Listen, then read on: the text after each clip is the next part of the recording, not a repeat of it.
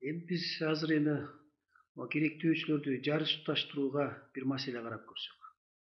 Мына бул электр чынжырын түздүк карагыла. Электр чынжырында мынакей 3 каршылык R1, R2, R3 бул ток булагына жарыш туташтырганды өзүңөр көрүп турасыңар.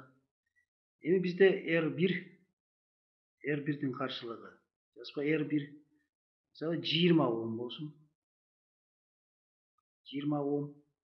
R2'дин каршылыгы 40 Ом болсун.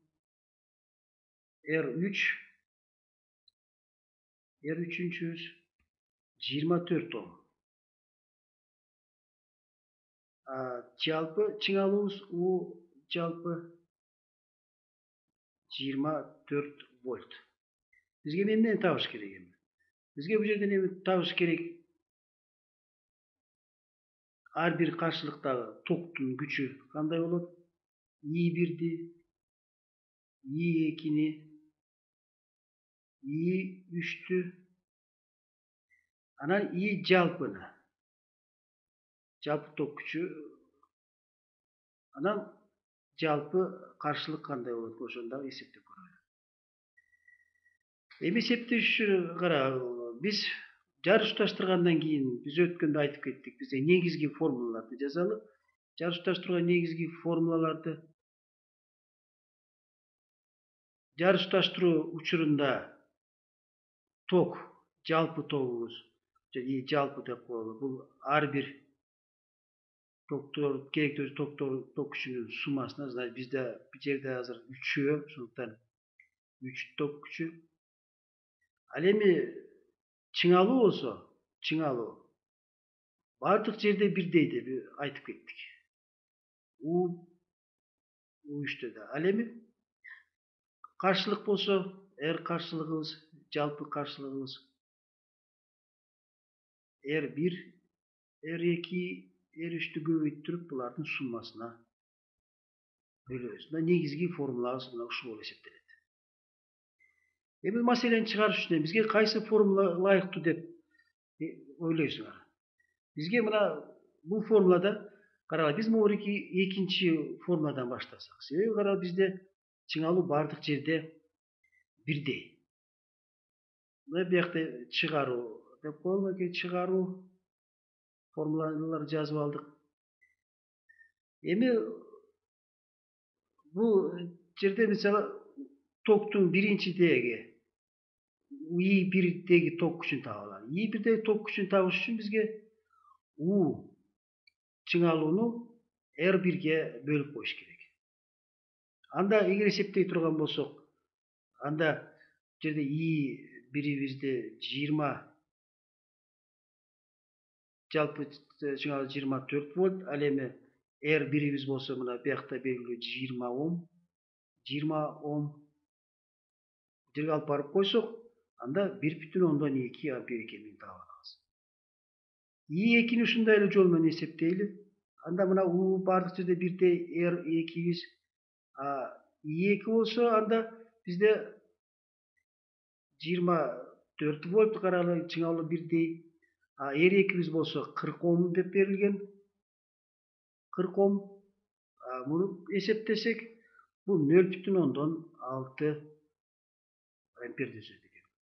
I3'тү эсептейли, ушундай эле I3'тү эсептесек, анда U'ну R3'кө бөлөбүз. Анда I3'үбүз дагы эле 24 вольтту. I3'үбүз болсо 24 Ом каршылыгы. Анда бул 1 амперге барабар болот.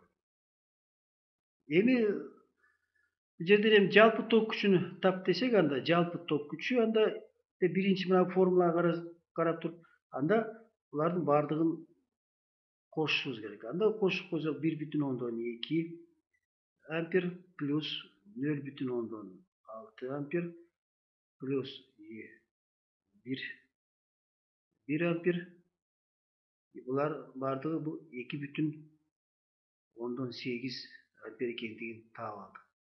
Эми могу схемага келип көңүл бурсак карагыла. Мына могу жерде бизде жалпы келип аткан токтун күчү 2,8 ампер экен. i birimiz mınакей bu жерде 3'кө bölünüp ketip atat. i birimiz 1,2 amper, i2'miz 0,6 bu 1 amper. Karagıla bulardın gelip çıkan sanlar ar başka bolup kaldı. Emin üçün mындай boldu. Mına misal aytıp özünde aytıp koyayım. R1'de 20 ohm bolчу. Toktun gücü i birimiz 1,2 bolup kaldı amper. Andan keyin R2'miz R3'tü жазып koyalım. Mesela 20 kat sanın ösüşü boyunca 24 ohm olsa anda i3'ümüz 1 amper oldu. R2 olsa R2'miz 40 ohm. Bu жерде olsa toktun gücü 0,6 amper bolup kaldı. Buna özüңөр baykaganday karagыла. Kayсы жерде karşılık az bolsa mına toktun gücü köbürөөк, karşılık köpөйгөн сайын toktun gücü azayıp oturат. Endi biz bunu mындай bir turmuştan bir misal keltirip koysok. Misalı karagıla egerde bir arıktan su agıp kelse, mına su agıp kelip, men bunu suunu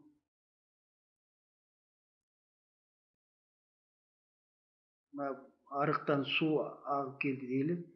Karagıla. Bunu mындай biz egerde 3'kө bölө turgan bolsok, mınакей 3 arıkka bölüp kete turgan bolsok, mına ekinci, bu жерден mындай bolup 3'üncü bolup mынакей 3'kө bölünüp atat.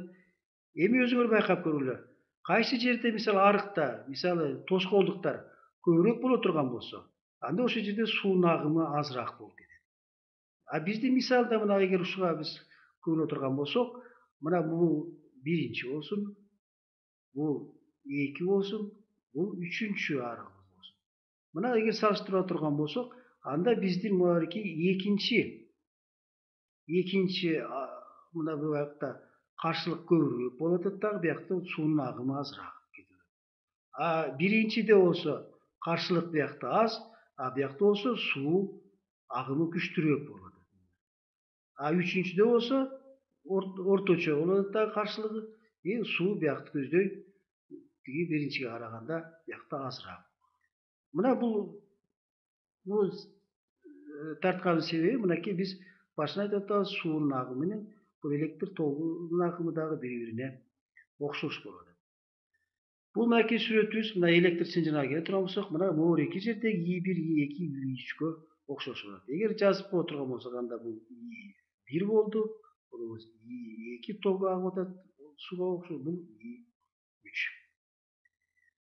Эми бул жерден бизге жалпы каршылыкты табыш керек. Эми жалпы каршылык табыш үчүн бизге жалпы чыңалуу белгилөө, ал 24 вольт.